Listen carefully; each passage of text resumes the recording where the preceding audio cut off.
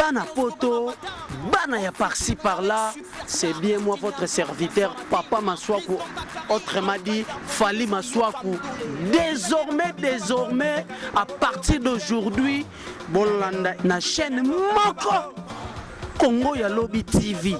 Congo ya Lobby TV. Donc, mutu tout na poto a zappé te, ozaloza wapi, Congo ya Lobby TV. A rememela bino ba information ya moto akosakana te. Mama nanga ye. Moto akosakana te. Bonjour monde entier, bonjour Banapoto, Luanda, partout vous qui me suivez dans l'émission Nabino Elengeye, il y a Clarisse Plasma. Hein? Moi c'est votre humble serviteur, ce moment on a Plasma toujours Kitoko, la Simakadra Joana c'est moi, Hermats qui vous salue. Lelo est un spécial micro-baladeur juste pour le football. Toyoka sait que les Congolais pensent de leur équipe chère qui est les Léopards. Pour le lot à demi-finale, na Bandekonabiso ya Guinée. Toyeba, quel est comment le pourcentage il y a chance au Congolais, on peut ça pas joueur na bango quoi. Suivez-moi pour découvrir ce que pensent les Congolais. Merci. Matomonio awawa, lelo eza match ya Léopard Guinée. Ba pronostic na weza ndeni. La match ya lelo on gagne 4-0. On a sabango o eza Congo. On va 4-0. Mais le but on dit que on gagne mais on la sorte on gagne on se perd ma casse ya ma casse. Ça va, merci. Léopard azobeta na Guinée. Ba pronostic na yo étant que congolaise ezani. Nezaka kena lo ba bon neibi so donc beta la makas. Donc neibi RDC donc qui doit un mot à makas donc le peut à 3. Donc 3-0. Le 3-0. 3-0 donc frappe na frappe film. Ça va. Bien sûr match à makas hein. Adversaire minimisé de match à Makas mais tu as gagné 2-0. Tu as gagné 2-0 en tout cas tu as gagné. Match à Makas mais tu as gagné. Bozobanga te que il y a l'absence de Louvumbu na terrain na immédiataire na biso mususu wana ezobanga sa bino te. Bon il benga entraîneur à Maël mais chaque pas à loi mais chaque azobeta na moi ba remplacer pe bien bazali. Il benga entraîneur à Maël. Ça va merci. Yeah. To banga so darling na lobby c'est que tika kabo. Pour les minutes on a moi na tata yo que la lengai. To ba so na lobby, to ba yo que la ngona mito. Il benga za ne calme match de bien. Pour la moi na tata, on ta simba nga le kinyoso. Na biso lelo, to beta mo belete 2-0 ka. 2-0 ça sûr. 2-0 ka ta nga darling love so na lobby.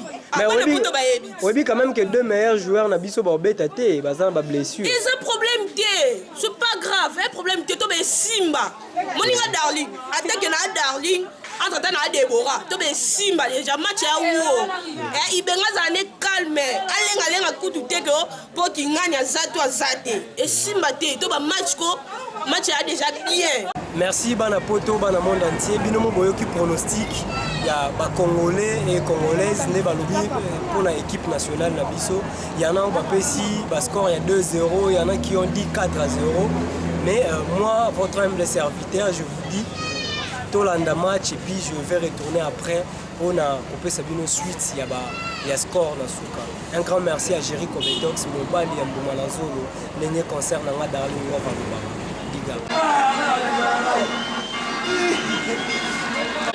Athletic Club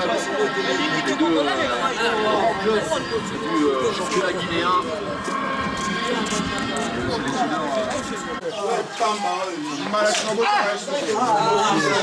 Maman la nyama.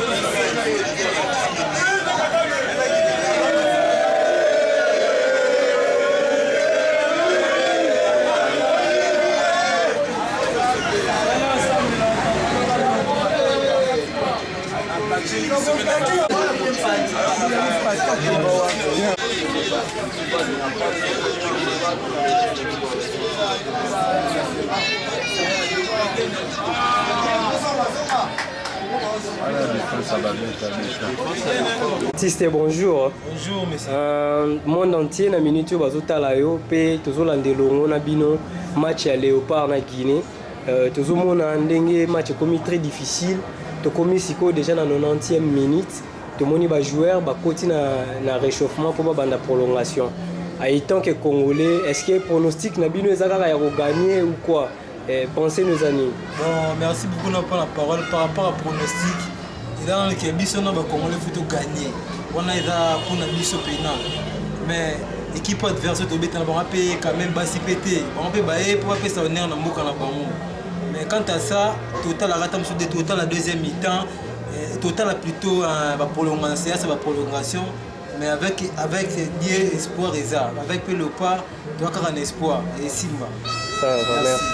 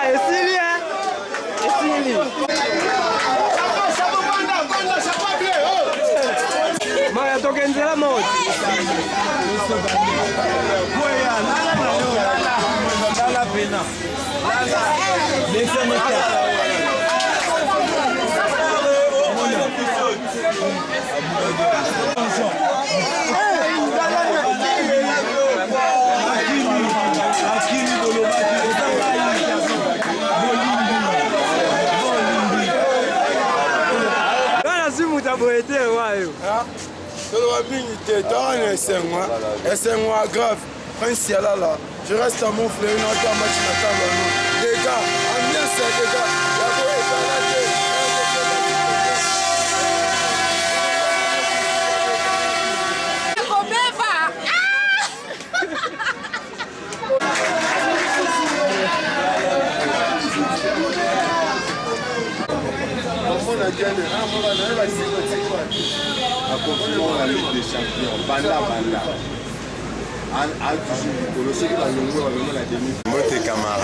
Namoni yo un peu déçu la réduction du score ya Guinée.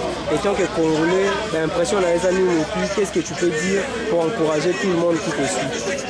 En tout cas, je remercie d'abord la population congolaise, je remercie Nzambe Likolo a fait ça Congo et la bamboli ba Congolais nous ceci kabazali.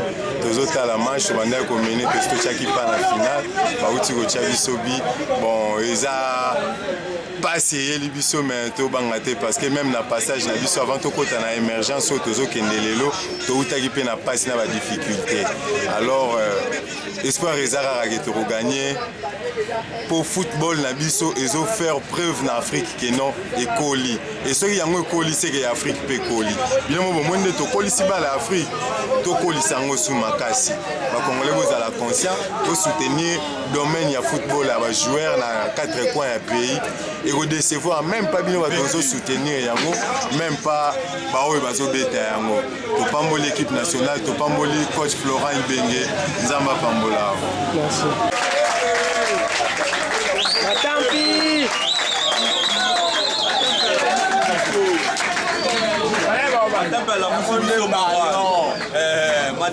On est match ya football demi-finale ya CHAN demi-finale et là on va championnat mike bon on a pas la Congo flèche est toujours likolo ingeta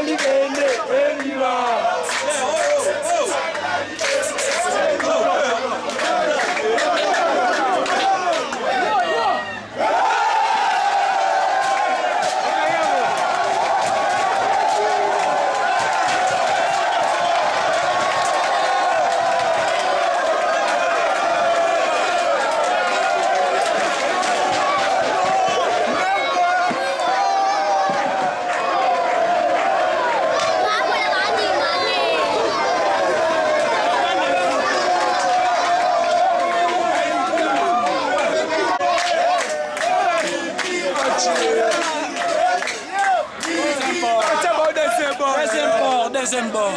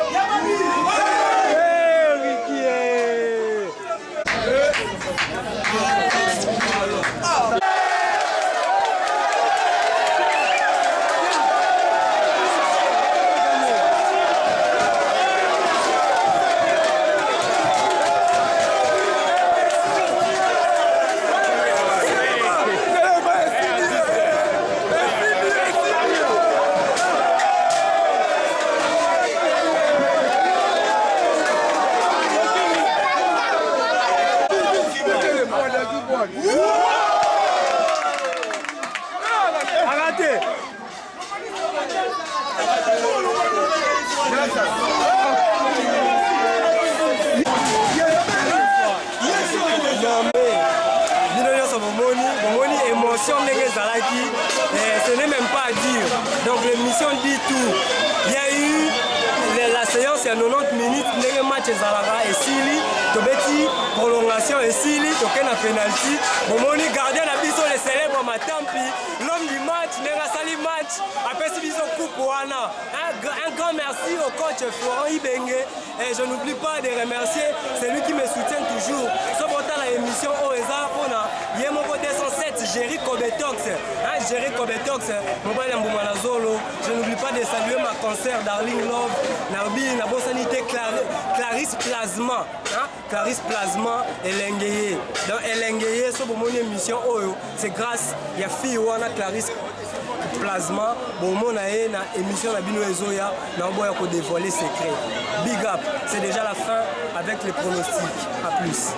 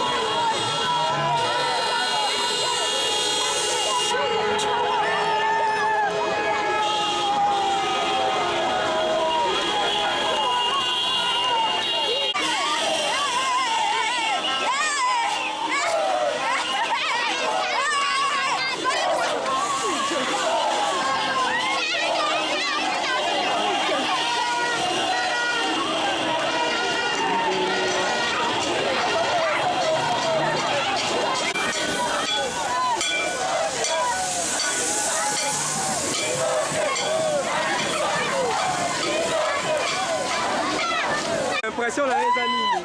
Impression là merci d'abord premièrement impression là c'est pour la pronostic que total la équipe surtout les sports en moko la malgré auto ba no beta na ngwana ba ki ba cité quand même ba bundi pe quand même to que tina ba séance ba penalty quand même mo ba difficulté za la qui quand même hein to gagner merci quand la coach Bengala ça ça pour la bino ba la poto image en bota là tous les gens ba passe donc ba bazar on se fait la passe donc rien à dire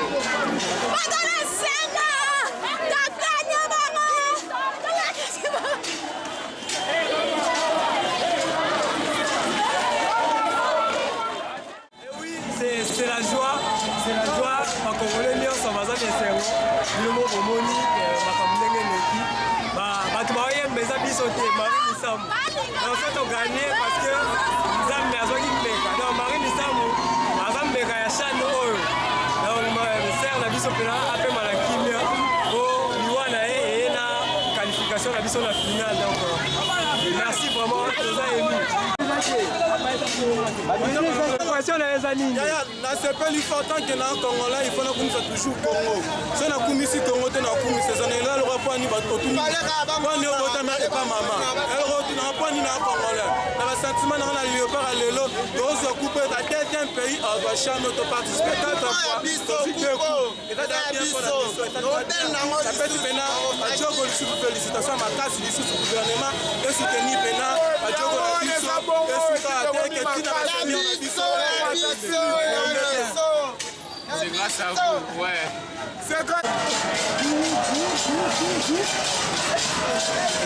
Impression les amis, émotion les amis. Déjà biso monto le bac avant match déjà que victoire il y a biso et que on est pour s'attendre on a 2-0. Ah artiste. Allez on a solo li donc elengi lilo. Une réalité ballon. L'équipe Laura va Guinée au long biso jamais la demi-finale à la chaîne. Parcours à ballon biso tout ça la qualité va jouer d'abord. Donc vérité le but. Non comment. Allez. Manifeste.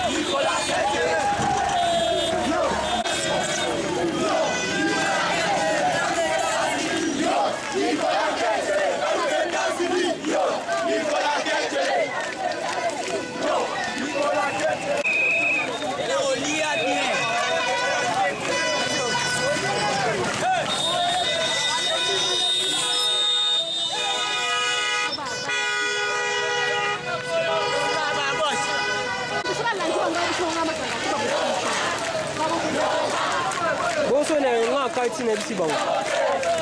Yeah.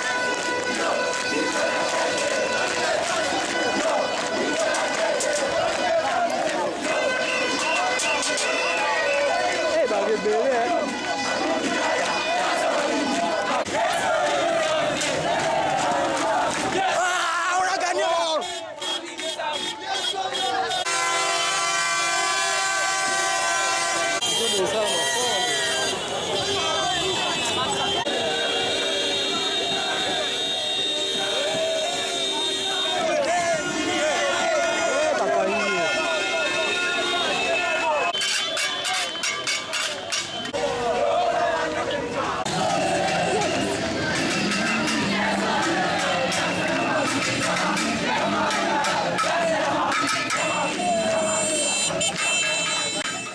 Bana poto, bana ya par-ci par-là, c'est bien moi votre serviteur, Papa Maswaku, autrement dit, Fali Maswaku. Désormais, à partir d'aujourd'hui, Bolanda, na chaîne Moko, Congo ya Lobby TV, Congo ya Lobby TV. donc mutu tout na poto azape te ozaloza wapi Congo ya Lobby TV akomemela bino ba information ya moto akosakana te mama na ngai moto akosakana te